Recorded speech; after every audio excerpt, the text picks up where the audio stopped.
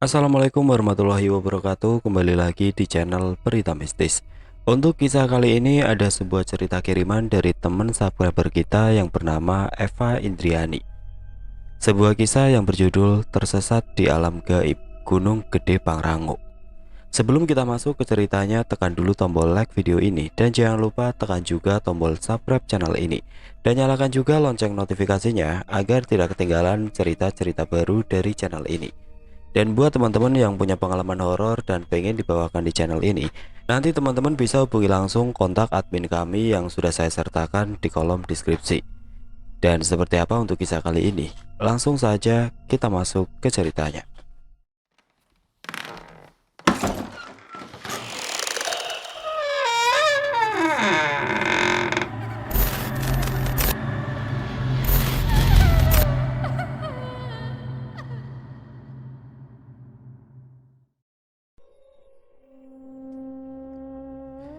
Perkenalkan, namaku Eva Indriani. Usiaku 25 tahun. Aku ingin berbagi pengalaman di saat muncak ke Gunung Pangrango via Cibodas bersama 5 kawanku. Ada 2 cewek dan 4 cowok kebetulan di hari libur kerja pada waktu itu. Aku ikut ide teman untuk muncak. Sebenarnya penasaran juga sedangkan aku belum pernah muncak. Jadi aku pendaki pemula bisa dibilang begitu. Ada aku, Nia, Arif, Rian, Andri dan Aldi. Di sore hari, gerimis menemani 4 sekawan yang lagi pada kumpul. Kebetulan lagi pada nongkrong di warung lesehan di pinggir jalan. Ada aku, Aldi, Rian dan Arif. Kita sedang nongkrong bareng sehabis pulang kerja. Pada saat itu aku mendengarkan obrolan 3 kawanku ini yang lagi ngebahas soal muncak. Nah, aku tertarik dong untuk mendengarkan obrolan mereka dan aku mulai bertanya. Kalian mau muncak kemana? Gunung Pangrango. Lo mau ikut kagak? Gimana ya? Aman gak sih?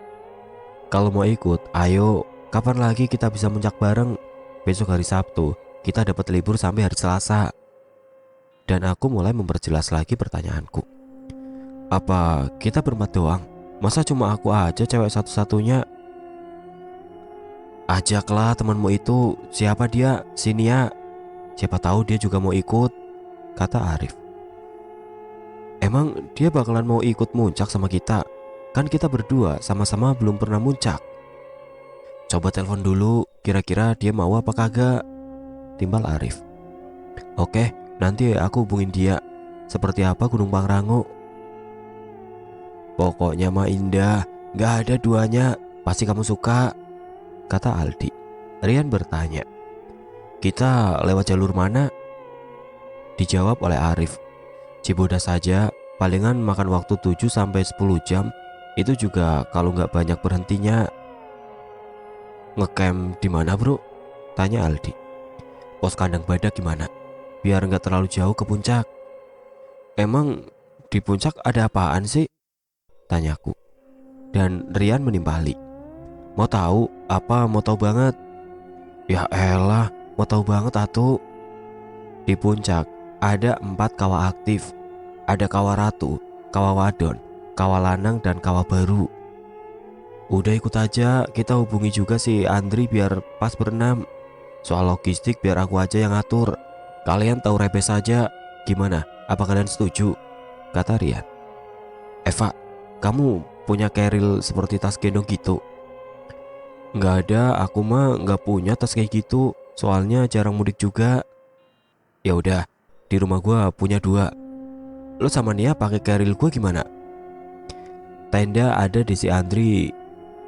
Ada 3 ukuran sedang. Kita semua sepakat kan untuk muncak? Tanya Arif. Yoi, jawab kita semua. Setelah sepakat untuk muncak keesokan harinya dan obrolan kita pun selesai, kita membubarkan diri pulang ke tempat masing-masing untuk mempersiapkan keperluan muncak besok. Kebetulan Nia juga mau ikut. Katanya mau cari pengalaman baru. Entahlah Nia. Dan aku rasa penasarannya tinggi, apalagi dengan hal baru. Singkat cerita, sampainya kita di tujuan, Arif dan Rian pergi ke pos pendaftaran. Kebetulan cuaca waktu itu sangat mendukung, sangat cerah. Waktu menunjukkan pukul 9 pagi. Setelah selesai dengan urusan pendaftaran, kita nggak lupa untuk berdoa bersama. meminta keselamatan dalam perjalanan, selamat sampai tujuan dan kembali pulang tidak kurang sesuatu apapun. Kita bergegas untuk segera melanjutkan perjalanan. Karena di sini aku nggak tahu soal muncak, jadi aku ikut yang lebih senior saja. Arif dan Rian mereka sudah 5 kali muncak ke gunung yang sama, Gunung Pangrango. Kalau Aldi baru 2 kali, Andri baru sekali. Nah, kita cewek baru kali ini. Mudah-mudahan sanggup dan berhasil sampai ke puncak. Dan kita mulai melangkahkan kaki, setapak demi setapak kita lalui. Banyak juga yang muncak pada hari itu, jadi kita nggak terlalu khawatir. Soalnya aku parnoan orangnya. Pernah pas maghrib mau balik ke rumah nggak disengaja lihat pohon yang melambai-lambai, dikira setan. Pas diperhatikan lagi, lah emang iya setan, lagi nangkring sambil goyang-goyang di dekat pohon. Semenjak itu nggak berani lagi keluar pas maghrib. Dan alhamdulillah selama perjalanan kita masih aman saat ini. Beberapa kali kita berhenti hanya untuk menarik nafas dan sedikit minum air, sambil memakan makanan ringan seperti biskuit dan keripik singkong yang kita bawa. Sudah beberapa pos kita lewati, sampai pada akhirnya hari semakin sore. Ternyata meleset. Perkiraannya kita akan sampai ke kandang badak pada pukul 4 sore. Tapi ini masih entah berantah, padahal waktu sudah pukul 5 sore. Mungkin gara-gara aku dan Nia yang keseringan minta berhenti. Ya kan pemula, ini kaki terasa mati rasa, nafas terasa bengek, jadi wajar minta berhenti. Tapi aku senang punya 4 kawan yang bisa ngertiin para ladies. Mereka juga gak terlalu memaksakan diri, jadi ya beginilah, jadinya telat sampai tujuan. Pada akhirnya Nia memutuskan untuk berhenti karena kebelet pipis, dan aku melihat dia main nyelonong aja ke arah semak-semak. Dan pada saat itu, aku agak was-was juga, karena dia gak mau aku antar, katanya gak apa-apa. Sembari menunggu Nia selesai dari buang hajatnya, aku yang agak takut akan kegelapan. Ini hari gak terasa sudah mulai surup. Aku sudah tidak melihat lalu lalang orang yang naik maupun yang turun. Mungkin sudah di tempatnya masing-masing kali. Pikirku, ini juga waktu sudah mau menjelang maghrib. Dan gak lama kemudian Nia pun kembali dengan raut muka yang susah dijelaskan. Dengan muka pucat dan rambut sudah gak karuan. Aku mencoba memanggil yang lainnya. Mereka pun menatap ke arah yang kutunjuk. Nia masih dengan posisi berdiri dengan muka pucat. Mata terbelalak berwarna kemerahan. Ada raut amarah di bola matanya itu. Aldi berucap, "Duh, jangan bilang Nia kesurupan, Pak. Rif, gimana nih? Gawat kalau sudah ada kejadian kayak gini." "Ya Allah Rian, ayo bantu Nia. Kok diem baik?" "Lah aku harus ngapain? Aku nggak tahu soal yang kayak ginian." Dan aku berkata kepada Andri, "Andri, lo aja." "Lah kok gua?" "Udah pegangin cepet, aku takut Nia kabur." Serentak mereka berucap, "Lah iya juga." Pada akhirnya Nia pun dipegangin oleh mereka berempat. Nia meronta sambil menggeram dengan ekspresi wajah yang seakan ingin menerkam. Dan Arif berusaha membacakan ayat pendek sembari terus membacakannya. Sosok itu malah ngeledek tertawa terbahak-bahak. Dan dia berkata, "Itu anak tidak sopan, sudah mengotori rumah saya." Waduh, emang Nia gak permisi dulu, Pak? Mana aku tahu. Ya Allah, gimana nih? Kita semua kebingungan pada saat itu dan gak tahu harus ngapain. Tak henti-hentinya Nia meronta dan menjerit sampai Arif terjengkang disusul Aldi yang terguling dikarenakan tendangan dari Nia yang berusaha melepaskan pegangan yang mengunci pergerakan dirinya. Dan Arif bergegas bangkit dan kembali memegangi lengan Nia yang hampir saja mau terlepas dari genggaman Aldi dan Rian. Sampai pada akhirnya aku mendengar seseorang berucap salam, "Assalamualaikum." Dan aku pun berbalik melihat siapa seseorang itu. Setelah aku melihatnya, aku pun menjawab, "Waalaikumsalam." Masya Allah, aku melihat seorang gadis remaja yang begitu cantik. Badannya tinggi semampai dengan kulit putih, rambut terurai sepinggang seperti blasteran luar negeri. Cantik banget. Tapi tunggu dulu, siapa gadis ini? Kenapa berada di sini? Sedangkan penampilannya dia gak seperti orang mau muncak. Aku memperhatikan gadis ini dari ujung kaki sampai ke wajah. Dia hanya memakai jaket berwarna merah muda memakai topi berwarna putih dan celana jeans berwarna hitam dan sendal jepit yang bertuliskan swallow. Dia juga nggak membawa tas keril. Yang dia bawa tas kecil mungil, cuman makanan ringan dan air minum saja. Siapa dia? Dan dia bertanya, ada apa kak? Kok natap saya seperti itu? Apa ada yang aneh? Oh, enggak. Bukan maksud saya seperti itu. Tapi sebelum saya melanjutkan ucapan saya, gadis itu memotongnya. Dia kenapa kak? Aku hampir lupa dengan kondisi Nia, saking fokus melihat gadis manis di hadapanku ini. Oh, dia teman saya, namanya Nia. Kayaknya dia kesurupan. Dan aku melihat teman-teman masih berusaha untuk menyadarkan Nia. Mereka berempat sudah kewalahan dan teramat kelelahan menahan amukan dari Nia yang sudah tidak sadarkan diri. Dan gadis itu melangkah mendekati ke arah Nia dan 4 kawan lainnya berada. Dan aku mendengar gadis itu berkata, "Maaf kak, lepaskan saja pegangan kalian." Dan seketika mereka berempat menatap ke arah gadis itu tanpa berkata apapun, dan sosok yang berada di dalam tubuh Nia berucap, "Kau gak usah ikut campur, aku gak ada urusan denganmu." Dan gadis itu pun menjawab ucapan sosok itu, "Aku juga sama gak ada urusan denganmu, lebih baik keluar dari tubuh gadis ini." Dan sosok itu berkata lagi dengan suara berat dan serak, "Anak ini sudah kurang ajar." "Maafkanlah ia," ucap gadis itu. "Tidak, anak ini harus aku bawa ke alamku." "Mau keluar sendiri? Apa mau aku paksa keluar?" Dan sosok itu menggeram seakan tidak terima. Dan gadis itu berkata lagi, "Baiklah, biar aku yang bersihkan bekas hajat gadis ini. Tunjukkan di mana tempatnya."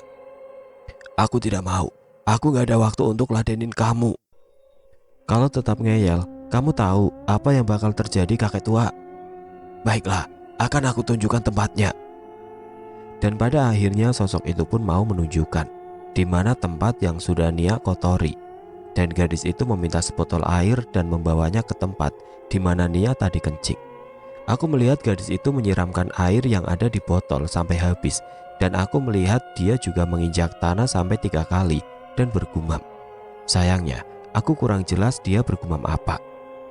Seketika sosok yang berada di dalam tubuh Nia itu tersenyum dan berkata, "Dasar bocah sableng, ternyata kau telah memberikan tempat yang baru untukku. Baiklah, aku akan tinggalkan bocah ini dan aku maafkan keteledorannya." Seketika tubuh Nia ambruk ke tanah. Untung saja ada gadis itu yang segera merangkul tubuhnya. Kami berlima serentak mengecek kondisi Nia. "Gimana kondisinya?" Dan yang jawab gadis itu, "Dia gak apa-apa. Terima kasih banyak ya telah menolong kami." "Berterima kasihlah padanya. Hanya Allah yang bisa melindungi umatnya dari apapun. Kalau boleh, aku sarankan jangan kencing sembarangan dan jangan lupa ucapkan permisi." "Oh iya, maaf, kedua teman cewek kami belum pernah naik gunung, jadi kami lupa untuk sekedar mengingatkan. Kalau boleh tahu, nama Mbak siapa?" "Panggil Kanaya aja." "Kanaya?" gumamku. Namanya kok gak asing? Sepertinya aku pernah mendengar nama ini, tapi di mana ya? Emang sih, nama Naya banyak. Enggak satu, tapi masa iya dia? Karena aku penasaran, aku bertanya untuk memastikan. "Kalau boleh tahu, kamu Naya apa?" Dan dia berbalik menatapku sembari tersenyum dan berucap, "Naya Ajar." "Tuh kan benar," gumamku. "Kamu yang suka kirim..." "Maaf kak, Naya harus pergi. Kalau Naya sarankan, perjalanan kalian dibarengi dengan sholawat ya. Naya mohon pamit." "Tunggu Nay, kenapa gak gabung aja sama kita?" pinta Rian. "Tujuan Naya beda kak, Naya gak sampai ke puncak." "Kalau boleh tahu, kamu solo hiking ya Nay?" Dan Naya pun hanya tersenyum dan tidak menjawab pertanyaan yang dilontarkan untuknya. "Naya pamit dulu, assalamualaikum." "Iya Nay, waalaikumsalam." Dan Naya pun berlalu pergi. "Emang Naya siapa, Pak?" "Oh, dia salah satu yang mau berbagi kisah horornya." "Sumpah cantik banget," kata Rian. "Ya elah, lihat yang cantik aja matanya gak bisa ngedip." Gue normal kali." timpal Rian. Udah, ingat, ini masih di gunung, jaga ucapan kalian. Aldi mengingatkan supaya kita lebih waspada dan jaga adab. Setelah kami lihat dan cek kondisi Nia, akhirnya kita memutuskan untuk lanjut jalan karena waktu sudah maghrib. Kebetulan beberapa menit lagi kita sampai di kandang badak. Singkat waktu, setelah sampai di tempat tujuan, kami tidak henti-hentinya berucap syukur kepada Sang Maha Pemberi nikmat. Dan aku melihat beberapa tenda sudah berdiri tegap, dan ada juga yang masih berusaha memasang tenda. Setelahnya kami berenam memutuskan untuk mendirikan tenda di dekat pinggir jalan. Dikarenakan tempatnya yang agak lumayan cukup datar, setelahnya kita bagi tugas. Cowok pasang tenda dan mencari kayu kering untuk membuat api unggun, dan tugasku memasak untuk makan malam kami. Aku melihat Nia masih dengan keadaan lemes. Kurasa dia kelelahan dan membutuhkan waktu untuk beristirahat. Aku gak tega melihatnya. Setelah makan malam selesai dengan menu apa adanya, apalagi kalau bukan Indomie, makanan yang simpel untuk para pendaki dan anak kosan, serta teh hangat menemani malam yang semakin dingin. Setelah semua selesai, kami memutuskan untuk beristirahat, untuk mempersiapkan diri pergi summit di waktu dini hari. Kebetulan ada 3 tenda. Setiap tendanya diisi 2 orang, aku bersama Nia. Sekitaran pukul 12.30 malam terdengar suara yang berasal dari luar tenda. Aku melirik ke arah Nia, yang ternyata dia belum tertidur dan masih terjaga. Ada apa, Fak? Kamu belum tidur? Iya nih, gue serasa mendengar suara gamelan. Apa kamu juga mendengarnya, Nia? Ah, masa sih? Aku gak mendengar suara gamelan, tapi yang aku dengar cuma suara angin aja. Beneran, sumpah, gue denger kalau itu suara gamelan. Suaranya jelas banget di telinga gue. Ah, lo jangan nakutin gue, udah tidur aja lo. Duh, kenapa ya ini mata susah sekali dipejamkannya sih. Malam semakin larut, suara gamelan masih sangat jelas terdengar. Dan bukan hanya itu, aku juga mendengar suara lain di luar tenda. Suara langkah kaki yang sedang mengitari tenda yang kita tempati. Duh, apalagi ini? Apa suara itu suara langkah kaki orang? Gumamku, sembari menahan rasa yang teramat ketakutan di malam yang sangat dingin. Tapi keningku berkeringat teramat banyak. Fah, lo denger juga suara langkah kaki di luar tenda kita? Menurut lo suara apa ya, Fah? Entahlah, aku pun gak tahu. Seketika ada sesuatu seperti cakaran yang terlihat dari dalam tenda, dan Nia semakin merapatkan tubuhnya ke arahku sembari berucap, aku takut, Fah. Gangguan semakin menjadi, malam semakin mencekam. Entah apa yang berada di luar tenda sana. Aku dan Nia melihat seperti banyak bayangan orang yang lalu lalang melewati tenda kami. Dan hal yang mengejutkan yang membuat tidak habis pikir, aku melihat pantulan dari arah tenda yang memperlihatkan bayangan manusia tanpa kepala. Bukan hanya itu yang aku lihat, tapi tubuh setengah hewan. Kurasa mereka bukan manusia, yang membuatku seketika menahan rasa panik. Serentak aku membekap mulutku supaya tidak menimbulkan suara yang akan membuat mereka menyadari akan kehadiranku yang masih melihat keberadaan mereka di luar sana. Aku mendengar Nia sedang menangis kecil, sembari terisak menahan rasa yang sama denganku, dan kami dikagetkan dengan gebrakan di atas tenda, yang sepertinya tenda kami ditunggangi oleh sosok yang kami tidak ketahui sosok apa itu. Sampai suatu ketika aku melihat rambut dari sosok itu terurai panjang dan terdengar suara yang nyaring di telingaku. Suaranya kuntilanak. Ketakutan kami semakin bertambah, ingin berteriak tapi tidak mampu. Yang kami bisa hanya berharap bantuan akan segera tiba. Aku dan Nia saling berpelukan dan menangis kecil. Kita sembari menahan rasa gemetar yang melanda tubuh dan menikam jantungku. Aku semakin khawatir melihat kondisi tenda yang semakin tergoncang terombang-ambing yang dipermainkan oleh sosok yang tidak kasat mata. Aku hanya bisa meringkuk berdua dengan Nia, dan terdengar jeritan dari arah luar, dan Nia berujar, "Itu suaranya Arif. Ada apa dengan dia, Fak?" Entahlah, aku rasa mereka mengalami hal yang sama seperti yang kita alami. Terus apa yang harus kita lakukan? Tidak ada yang bisa kita lakukan. Semoga ada keajaiban. Lebih baik kita membaca ayat pendek untuk menenangkan hati dan pikiran kita. Iya, aku setuju. Tapi sebelum itu terjadi, Arif secara tiba-tiba menerobos masuk ke dalam tenda dan kita berdua serentak kaget. Ada rasa bahagia pada saat itu. Senyum mulai mengembang di saat kita tahu kalau Arif berada di dekat kita berdua. Tapi senyum itu memudar setelah menyadari kalau Arif, dia. Kami berdua saling bertatap muka. Seakan tahu akan satu hal kalau Arif, dia sedang kesurupan. Tatapan Arif begitu tajam ke arah Nia. Dengan bola mata yang memutih semua dan bibir yang menyeringai ditambah kulit wajah yang teramat pucat. Dan aku mulai memberanikan diri hanya untuk bertanya. Sebelum aku melakukannya, Nia berkata, "Fah, Arif kenapa Fah? Kenapa dia menatapku seperti itu?" "Apa benar Arif kesurupan?" "Rif, sadar, lo baik-baik saja kan?" Ucapku gusar sembari menahan rasa takut yang berlebihan. Arif berbalik menatap ke arahku dengan tatapan seakan ingin menelanku hidup-hidup. Tanpa aku sadari, dia menyekik leherku sampai Nia teriak meminta untuk dilepaskan. "Rif, lepaskan Eva. Lo gila Arif, lepas." Sembari menggoncangkan tubuh Arif, tapi naas, Nia didorong kuat oleh satu tangan saja dari Arif sampai terjengkang. Aku yang terbaring melihat ekspresi Arif yang seakan ingin membunuhku. Aku berusaha berontak, tapi cengkeraman lengan Arif terlalu kuat dan tiba di mana teman yang lain pada masuk ke tenda. "Nia, Eva, kalian, Rif, Arif, Eling woi. Wah, gila dia kesurupan. Bagaimana? Apa yang harus kita lakukan?" "Tarik aja Nia, kamu keluar dulu." "Tapi Eva gimana?" "Udah cepet keluar dulu." Sebelum Nia beranjak dari tempat duduknya, lengan dia dicengkram sampai terhuyung terjatuh dan tidak sadarkan diri. Begitupun dengan Arif dan Nia, mereka berdua tidak sadarkan diri.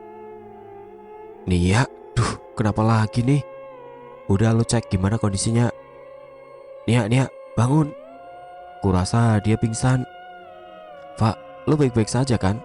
Sakit leherku, dari nafas juga terasa sesak. Gila temenmu Yan."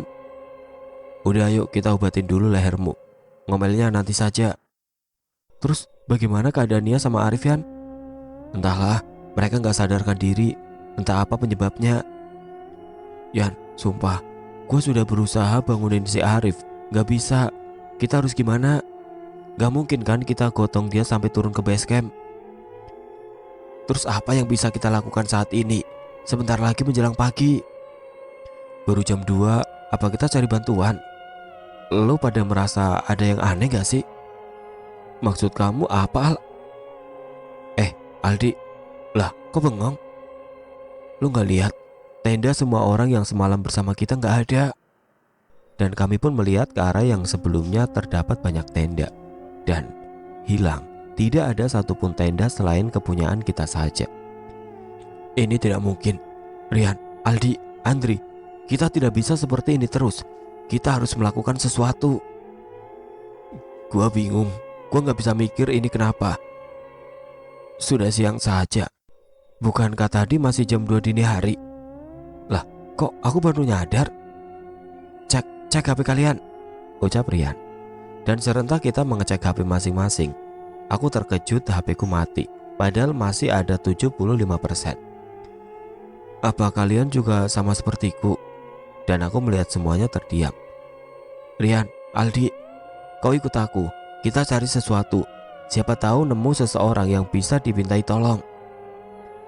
"Masa aku ditinggal sendiri sih?" "Iya bener, masa kita tinggal Eva? Kalian berdua saja biar aku di sini bersama Eva dan menjaga teman kita yang tidak sadarkan diri," ucap Aldi. "Oke, kalian tunggu di sini. Kita akan segera kembali. Hati-hati bro. Tolong jagain mereka." "Apa lehermu masih sakit, Pak?" tanya Aldi. "Entahlah, sebenarnya kita berada di mana." "Maksudmu apa? Aku rasa kita bukan berada di tempat yang seharusnya." "Tunggu, aku tidak mengerti. Apa maksud yang kau katakan barusan, Pak?" Seketika aku melihat Rian.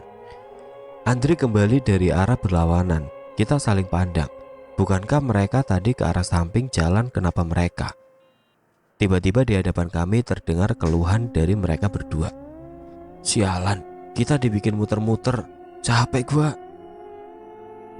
Bener, dikira jalur yang kita tempuh akan membawa kita ke tempat pemukiman. Kok malah balik lagi kemari? Tunggu, maksud kalian? Kalian muter-muter? Kurasa ada yang aneh dengan tempat ini. Serentak dengan begitu cepat, hari sudah berganti malam. Bagaimana bisa dan kabut tebal mulai menyelimuti sekitaran. Apa kita kembali masuk ke tenda saja? Jangan, kita harus pergi dari tempat ini. Maksud lo pergi kemana, Aldi? Andri dan Rian juga balik lagi ke sini. Kayaknya percuma. Kita akan terus seperti ini, seolah kita dipermainkan oleh sesuatu. Tapi Fa, coba lo pikir, kita belum ada sejam di sini. Kondisi sudah gelap dan ada kabut di sekeliling kita. Al, di belakangmu. Jangan bercanda, Deva. Ada apa di belakang gua? Pada akhirnya Rian dan Andri ikut melihat ke tempat di mana ada sosok yang berada tepat di belakangnya Al. Sosok itu sangatlah menyeramkan. Bukan hanya satu tapi banyak sosok yang keluar dari dalam kabut. Dengan tubuh yang sudah tidak utuh, merangkak ke arah kita berada. Bau busuk sudah mulai tercium. Sosok yang pernah aku lihat bayangannya sewaktu di dalam tenda, sekarang aku bisa melihatnya dengan jelas, sosok yang tidak memiliki kepala. Aku masih terdiam terpaku, melihat penampakan yang di luar nalar manusia. Rian berteriak menyuruhku untuk segera berlari pergi menghindar dari sosok itu. Lari cepet, kalian harus lari cepetan. Tapi Yan, Nia dan Arif. Seketika Aldi mengecek ke dalam tenda yang dimana tubuh lemas Nia dan Arif terbaring. Tapi hal mengejutkan terjadi kembali. Tubuh mereka tidak ada di tempat. Mereka menghilang. Udah lari cepet Eva, ayo. Kita akan lari kemana Yan?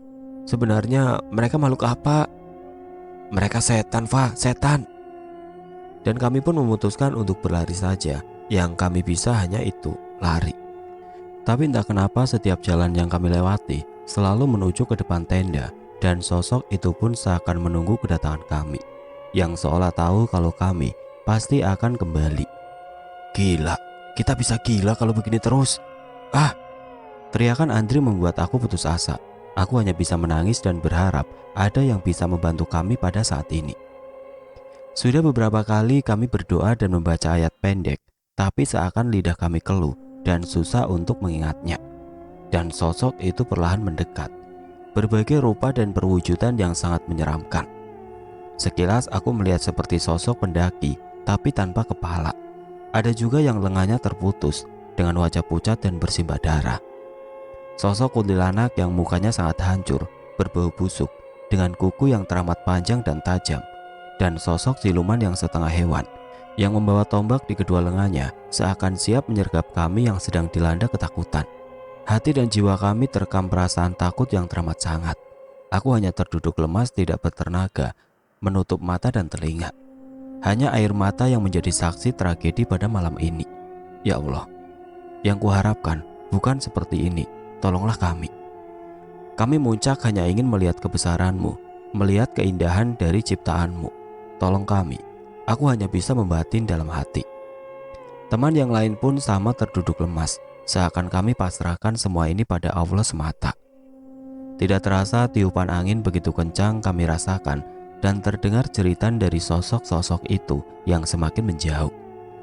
Kilatan cahaya menyambar mereka semua. Terdengar jeritan yang sangat memilukan. Aku yang melihat itu semua merasa terheran-heran apa yang terjadi. Cahaya itu berubah menjadi kilatan api yang menyala-nyala. Kita berempat saling berpegang terdiam tanpa kata, melihat fenomena yang membuat kami terkejut kembali. Setelah melihat penampakan dari sosok yang menjijikan tersebut dan kabut mulai menipis memperlihatkan seorang gadis remaja yang mendekat ke arah kami yang masih terduduk lemas tidak berdaya. Dan aku sangat senang. Tapi bukan hanya aku saja yang merasakan rasa itu, termasuk temanku juga. Semoga ini bukanlah mimpi belaka ya Allah. Kami melihat gadis yang telah menolong Nia sewaktu mendaki ke arah pos kandang badak. Dan dia berada di sini sekarang. Serentak kami memanggil nama dari gadis tersebut. Kanaya, kau? Dan gadis itu pun tersenyum. Assalamualaikum, kenapa kalian berada di sini? Ini bukan tempat kalian. Maksudmu, Nay? Kami tidak mengerti dengan perkataanmu. Ikutlah denganku. Kemana? Dan sosok yang tadi, mereka sudah pergi. Bagaimana bisa? Lebih baik kita bergegas pergi dari alam ini menuju alam yang seharusnya kalian berada. Dan kami saling bertatap heran dengan perkataan yang terlontar dari Kanaya. Tidak ada waktu untuk aku jelaskan kepada kalian. Dan aku beserta temanku berlalu pergi dan mengikuti arahan yang Kanaya tunjukkan.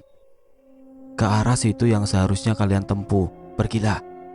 Tapi kedua teman kami, Nia dan Arif, naik. Mereka belum ketemu. Mereka sedang menunggu kalian dan peganglah ini. Pergilah. Apa ini, naik? Tasbih kenang-kenangan dariku. Indah sekali, naik. Pergunakanlah dengan baik. Terima kasih, naik. Aku sangat senang Kanaya memberikan tasbih yang berukuran kecil. Terdapat 33 butir dengan ukiran yang sangat indah dan mengeluarkan cahaya putih. Dan aku mulai bertanya, apa kamu gak ikut dengan kami? Tidak, aku masih ada urusan di sini dan jangan menengok lagi ke belakang, lurus saja. Dan kami pun mengikuti arahan dari Kanaya. Setelah berjalan lurus terlihat cahaya yang semakin kami mendekatinya semakin besar lingkaran cahaya itu, yang membuat mata kami seketika memejam karena cahaya yang menyilaukan. Seketika aku terbangun dari pembaringanku dengan mata terbelalak, dan bukan hanya aku, melainkan ketiga temanku juga. Rian, Andri, dan Aldi pun sama. Kami saling tatap menerka-nerka dengan apa yang telah kami alami. Dan Andri berkata, apa tadi kita bermimpi? Dan ditimpali oleh Rian, bukan, ini bukan mimpi. Gak mungkin kita mimpiin hal yang sama. Kenapa kau begitu yakin? Timpal Aldi. Lo lihat, benda apa yang Eva genggam? Serentak semua menatap ke arah lenganku, yang tanpa aku sadari aku sudah menggenggam tasbih yang Kanaya kasih sewaktu di alam yang berbeda. Jadi ini nyata, berarti kita tadi berada di mana? Dan terdengar suara yang mendekati ke arah tenda. Kalian sudah bangun? Alhamdulillah ya Allah. Arif, teman kita sudah sadar. Teriak Nia memanggil Arif. Aku gak nyangka ternyata Nia dan Arif, mereka dengan kondisi baik-baik saja. Syukurlah. Gimana kondisi kalian? Apa sudah merasa baik kan? Tanya Arif. Kami hanya menggelengkan kepala, tanda masih kebingungan. Lebih baik berceritanya nanti saja, setelah kita turun gunung, kata Rian. Serentak kami hanya mengangguk berbarengan tanda setuju.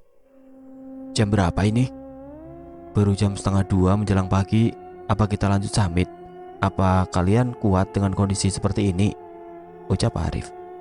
Dan aku menimpali perkataan dari Arif. Sayanglah sudah sejauh ini, masa kita gak lanjutin?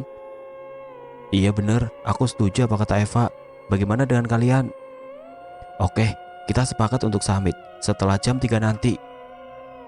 Lebih baik kita masak mie dulu, aku merasa lapar. Iya, aku sama dan juga sangat haus.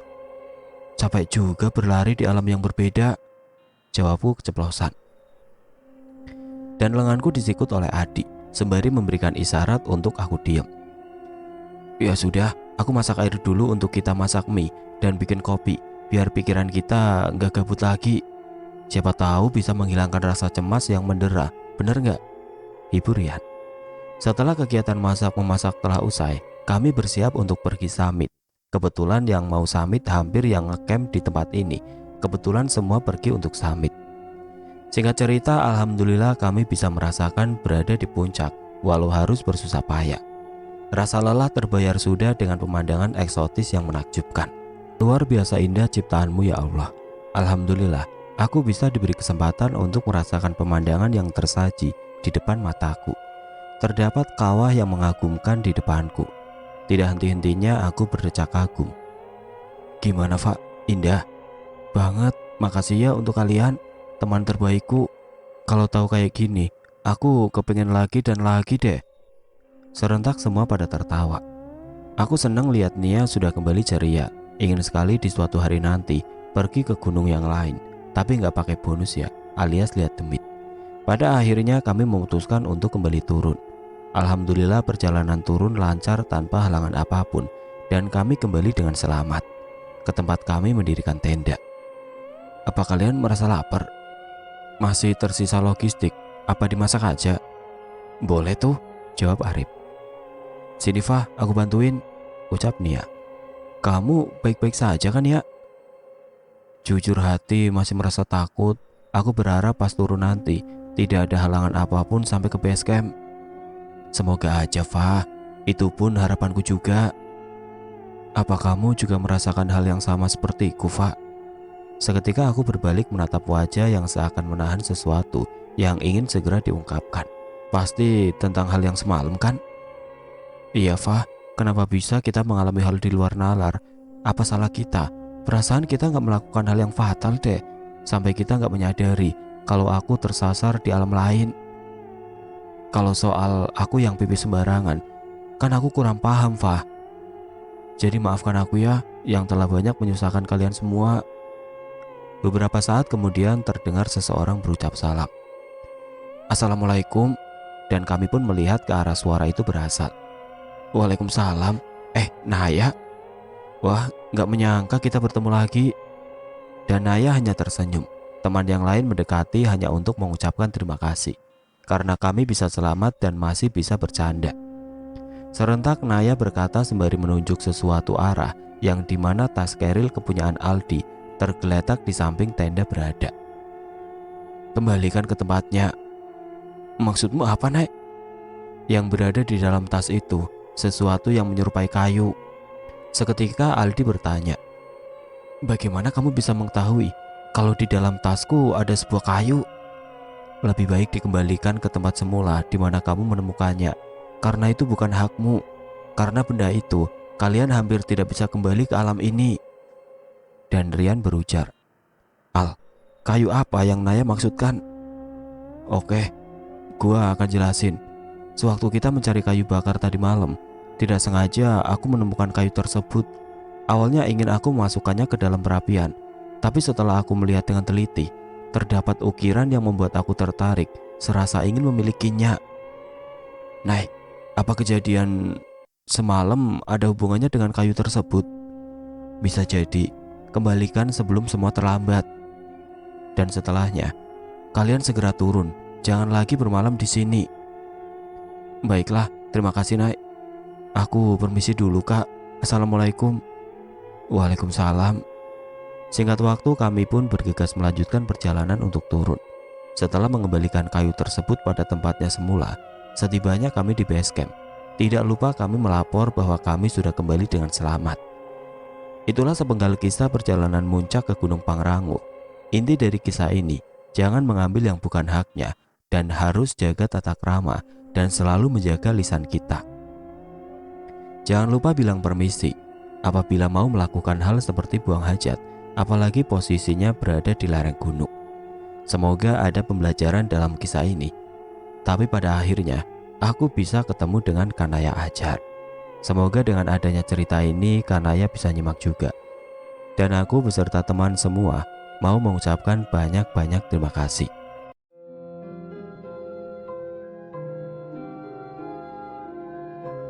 Oke teman-teman, sekian untuk kisah kali ini. Semoga apa yang sudah saya sampaikan dalam kisah ini dapat dijadikan pembelajaran untuk kita semua.